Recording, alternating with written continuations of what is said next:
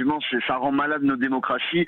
Moi, j'ai été scandalisé personnellement hier soir quand j'ai vu cet extrait, quand j'ai vu cette collusion, ce complot organisé entre deux apparatchiks du Parti socialiste et deux apparatchiks de la presse dite indépendante, de ces journalistes. Ah, vous dites carrément, Xavier, apparatchik et complot.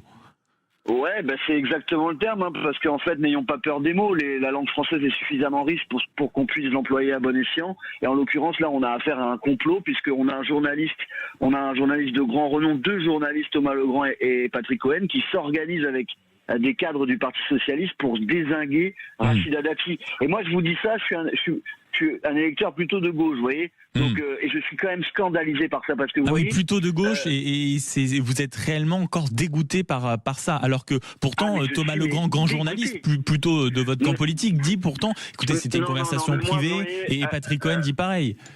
Non. Pour moi, un bon journaliste, je vais vous dire, c'est quelqu'un qui est honnête, qui est objectif, qui fait vivre la neutralité, qui fait vivre le débat et qui met ses opinions personnelles de côté. Voilà pour moi ce que c'est un journaliste. Et le problème aujourd'hui, c'est que c'est plus la plupart du temps, on n'a plus affaire à des journalistes, on a affaire à des militants qui se cachent derrière le statut de journaliste pour manipuler l'opinion. Et c'est la même chose à droite, chez Bolloré, dans plein de médias, je ne vais pas citer les noms, mais on a plein de médias comme ça, dans lesquels qui sont qui ne sont pas payés par l'argent du contribuable. C'est ça aussi peut-être avec.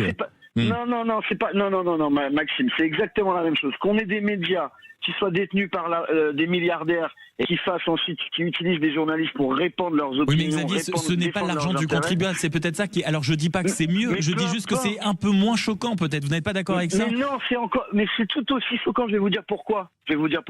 Parce qu'en fait, on a oublié quelque chose de très important. C'est que le journalisme et la presse, le pouvoir médiatique, en réalité, dans une démocratie, c'est le quatrième pouvoir. Et malheureusement, la théorie de la séparation des pouvoirs, elle ne fait la distinction qu'entre le pouvoir judiciaire, exécutif et législatif. Et à l'époque de sa création, le pouvoir médiatique n'avait pas autant d'influence. Aujourd'hui, le pouvoir médiatique, c'est le quatrième pouvoir. Il faut l'institutionnaliser. Il faut faire en sorte que les journalistes, ceux qui travaillent au sein du pouvoir médiatique, ne soient pas du tout en lien avec les autres pouvoirs, et par exemple le pouvoir de l'argent. Et il faut vraiment le préserver, en tout cas, c'est ce qu'on entend, Xavier. Parce que vous savez quoi, la démocratie, elle dépend intrinsèquement de l'objectivité du journalisme. Et si les journalistes sont juste des militants, soit de droite, soit de gauche, qui vont essayer de manipuler l'opinion dans le sens de leurs intérêts, on n'est plus en démocratie. C'est plus la démocratie. Et d'ailleurs, je vais vous dire quelque chose, je terminerai là-dessus pour ceux qui aiment un peu l'histoire. On a l'histoire et la culture. On a un magnifique roman de Balzac. Que j'ai cité tout à l'heure en édito, mon cher Xavier. Sur les illusions perdues.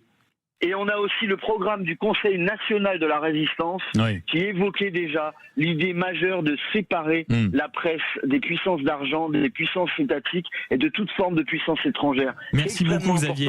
Bien sûr. Merci de votre appel et merci d'être à l'écoute de Sud Radio, d'avoir fait preuve de parler vrai ce matin à 8h25, 0826 300 300.